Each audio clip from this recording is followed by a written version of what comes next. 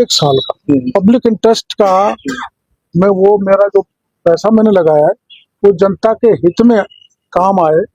कोई कॉम्पिटिटर्स अच्छे आए तो पैसा ले लेके जो कम नॉलेज वाले आदमी हैं जो पेपर लीकों में हो रहा है वैसे लोगों को भर्ती कर रहे हैं, डिग्रियां बांट रहे हैं, स्टफ भी कमजोर हो रहा है और हमारे राजस्थान के लोग वंचित हो गए। सवाल था कि जब डीजीपी थे एसीबी के डॉक्टर राजीव शर्मा और अपने प्रियदर्शी को जानकारी जो मेरे को ज्यादा जानकारी नहीं है, पर देखो हाई कोर्ट के आदेश है, एसीबी की खुद की तीनों एफआईआर में गिरफ्तारी के आदेश, अकाउंट को सील कर दिया था, चाहे उसका निजी अकाउंट है चाहे कोर्ट का वो ट्रस्ट का अकाउंट है। अब ये जो आप श्रीवास्तव बोल रहे हैं उन्होंने अकाउंट खोल दिए बिना कोई कोर्ट को जानकारी दिए, तो पता नहीं किस दबाव में जब मेरे स्तर का व्यक्ति इनको सीएम से बुलाना, सीएम ने कह दिया, उसके बाद भी ऐसे गंभीर प्रकरणों में जो अमेरिका का 92 वर्ष का बुजुर्ग एसीबी के दरवाजे पर खड़ा है, तो मैं इसको उचित नहीं मानता। सरकार संवेदनशील है हमारी, किंतु यहाँ संवेदनशीलता क्यों है, समझ से बाहर है। राइजिंग राजस्थान हो रहा है, आपको नहीं लगता इससे गलत मैसेज जाएगा निवेशकों के अंदर सरकार के प्रति? अब देखो जो निवेशक हैं उनको किसी प्रकार की परेशानी नहीं होनी चाहिए, पर जिसने निवेश किया 2006 में और 2012 में इनकी कॉलेज चालू हो गई, उस पर जब कब्जा कर लिया तो सरकार को उससे कब्जा हटा के ये मैसेज देना चाहिए कि यहाँ निवेशकों को किसी प्रकार की कोई परेशानी नहीं होगी।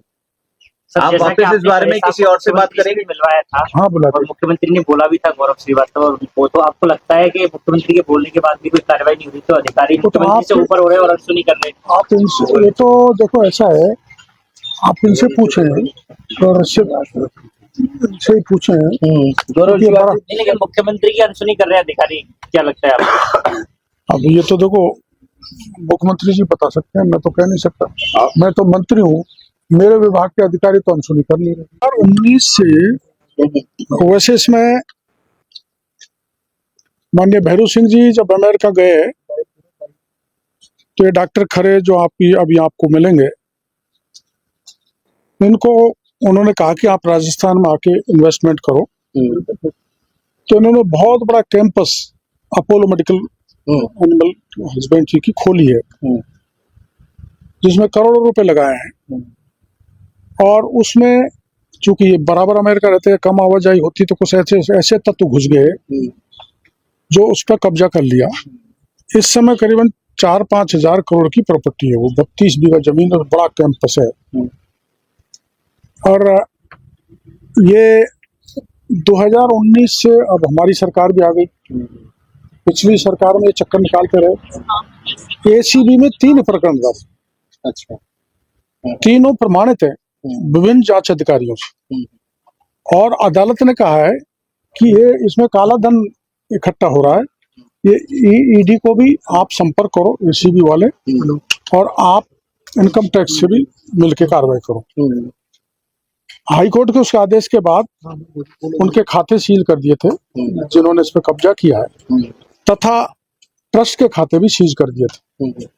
लेकिन अब जब ये जांच दोबारा यहाँ घूम फिर के आई तो उनके सारे खाते खोल दिए, और वो जो पूरे राजस्थान के लिए वो कॉलेज बनाया था, राजस्थान के बच्चे यहाँ पर पढ़ेंगे, इस समय 500 बच्चे हैं, जो राजस्थान के मात्र 200 बच्चे हैं।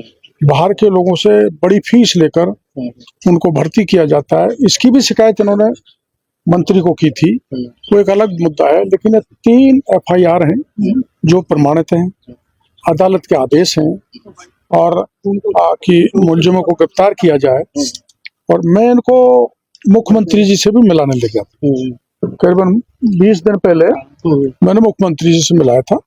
मुख्यमंत्री जी ने इसमें कॉग्निजेंस लेके गौरव श्रीवास्तव जी को कहा था कि इसमें कार्रवाई कराओ, लेकिन दोबारा अभी मिले आए गौरव श्रीवास्तव से, मुख्यमंत्री जी शायद नहीं मिले, उसमें कोई कार्रवाई नहीं हुई। उसके बाद 2-3 बार यहाँ भी आ गए, तो 92 साल का बुजुर्ग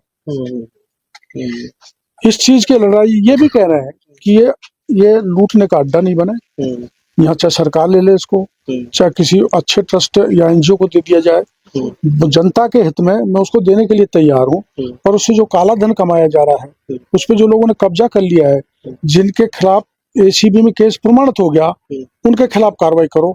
लेकिन पता नहीं क्या मजबूरी है कि सरकार कार्रवाई नहीं कर रही। किसकी शय पे हो रहा है, क्या लग रहा है इसके पीछे?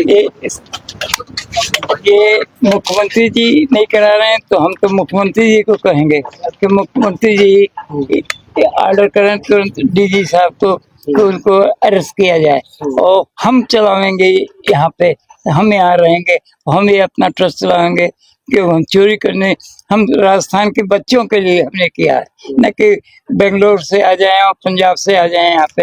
हमको उनसे दुश्मनी नहीं है, लेकिन हम राजस्थान के बच्चों के लिए चाहते हैं कि पैसा मैंने इसीलिए खर्च किया था। तो मैं चाहता हूँ कि डी साहब उनको फौरन अरेस्ट करें। तो आप आज 20 दिन पहले मुख्यमंत्री से मिले, उसके बावजूद अब तक कार्रवाई नहीं? कोई कार्रवाई नहीं हुई, 3 हफ्ते से करीब हो गए, उससे इससे भी ज्यादा। तो कोई प्रभावशाली लोग इसमें शामिल है? कोई प्रभावशाली लोग शामिल है? कौन लोग प्रभावशाली कार्रवाई नहीं होना देना चाहते?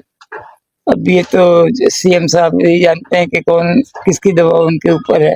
5 महीने से अमेरिका छोड़ के यहाँ लगे हुए हैं, बच्चे इनको वहाँ बुला रहे हैं, कोई बात नहीं, जो प्रॉपर्टी गई वो गई, आप यहाँ पर आ जाओ। पर ये कह रहे हैं वो प्रॉपर्टी जब तक पब्लिक इंटरेस्ट में काम नहीं आएगी तब तक मैं जयपुर छोड़ने वाला नहीं हूँ। इन्होंने अभी डीजी साहब को कह दिया मैं आपके चैम्बर से बाहर नहीं जाऊंगा, मेरा फैसला करो कि आप उसमें गिरफ्तारी करोगे कि नहीं करोगे।